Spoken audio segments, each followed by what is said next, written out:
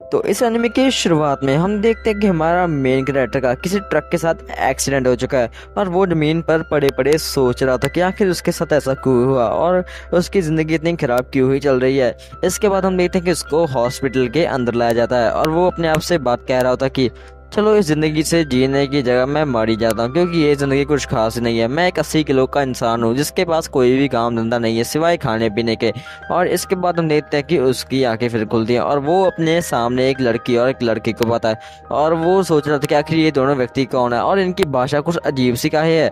और इसके बाद हम देखते हैं कि वो अपने सामने लड़की को पाता है जिसके बहुत ही बड़े बड़े होते हैं और वो उसे टच करने जा ही होता है कि तभी वो देखता है कि उसके हाथ एक बच्चे जैसे होते हैं और वो समझ जाता है कि उसका पुनर्जन्म हो चुका है। और इसके अलावा उसके माता पिता उसके सामने ही मैच करना चालू कर देते हैं, भाई शर्म कर लो, तुम्हारा बच्चा है। और इसके बाद हम देखते हैं कि हमारा रोडिस धीरे धीरे बड़ा हो रहा है और वो चलना फिरना सीख रहा है। और इसके अलावा वो देखते हैं कि उसकी मम्मी की पैंटी को अपने मुंह पर बांध लेता है और तभी उसकी नौकरानी देखकर डर जाती है, क्या क्या बच्चा ये। तभी हम देखते हैं उसकी मम्मी वहां पर आती है और उससे रोडिस से कहते हैं कि बेटा ये चीज़ नहीं है तुम्हारे सर पर डालने के लिए।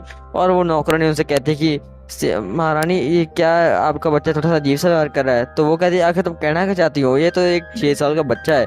तो वो कहती है हाँ सॉरी मुझसे गलती हो गई। इसके बाद हम देखते हैं कि हमारा रूडिस धीरे धीरे बड़ा हो चुका है और वो अपने पिता को बाहर क्या कहते हैं उसको, हाँ स्वॉर्ड की फाइटिंग करते देख रहा था और वो स्वॉर्ड चलाने में काफी माहिर बनता है। इसके अलावा हम देखते हैं कि वो नीचे गिर जाता है और उसकी मम्मी उसको ठीक करने के लिए अपना हीलिंग मैजिक यूज करती है। और पहले तो हमारे मेन कैरेक्टर को विश्वास नहीं होता, पर जब वो आंखों से देखता है कि जादू भी होता है और वो समझ आता है कि वो एक जादू की दुनिया में आ चुका है।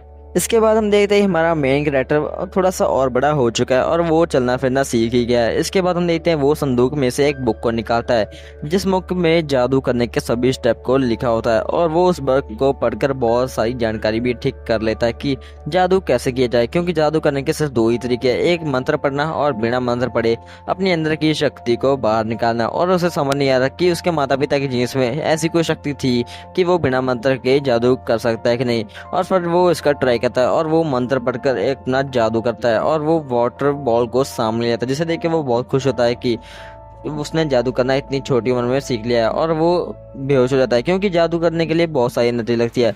इसके बाद हम देखते हैं कि वो अपना बहुत सारा टाइम जादू करने में ही व्यतीत करता है और वो धीरे धीरे बहुत ही बढ़िया जादू करना सीख ही जाता है और इसी के साथ ही वो बहुत ही बढ़िया जादूगर बन ही रहा था। इसके बाद हम देखते हैं कि वो अपने माता पिता के साथ भी इसकी बहुत सारी जानकारी इकट्ठी कर लेता है, क्योंकि उसे ये काम करने में बहुत ही ज़्यादा मज़ा आ रहा था और वो बिना मंत्र पढ़े ही अपना जादू कर पा रहा था। इसके बाद हम देखते हैं कि उनके माता पिता की कुटाई चल हो जाती है और इसके बाद तुम सुन सकते हो मेरी समझ में। इसके बाद हम देखते हैं कि उसका डैड बॉब बाहर अपनी स्वॉर्ड से ट्रेनिंग कर रहा होता है और बहुत सारी लड़कियां उसे देखकर हंस भी रही होती हैं। इसके बाद हम देखते हैं उसके मुंह पर एक पानी की बॉल आकर गिरती है और वो देखता है कि आखिर ये बॉल आई कहाँ से।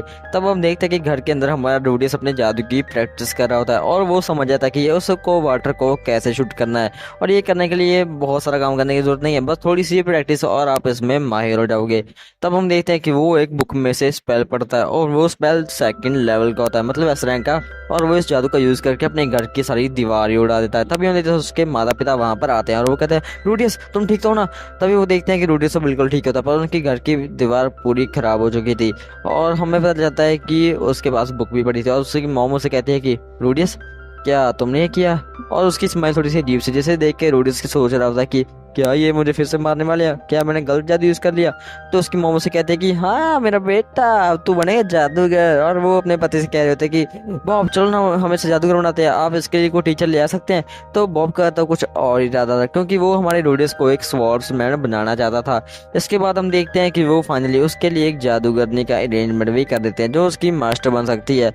और रूडियस मन में सोच रहा होता कि उसकी जादूगर मतलब उसका टीचर तो एक बहुत ही बूढ़ा इंसान जो एक्सपीरियंस वाला हो कोई होगा ना। तब हम देखते हैं उनके सामने एक 8 साल की लड़की है आगे खड़ी जाती है। तो वो बताती है कि मेरा नाम रॉक्सी है और मैं इस लड़के की टीचर बनना चाहती हूँ। तो वो कहते हैं अच्छा तो आप हैं। तो वो सोच रहे थे कि इस छोटे लड़के के लिए जादू करना थोड़ा सा मुश्किल हो सकता है, पर कोई बात नहीं मैसेज सिखा दूंगी।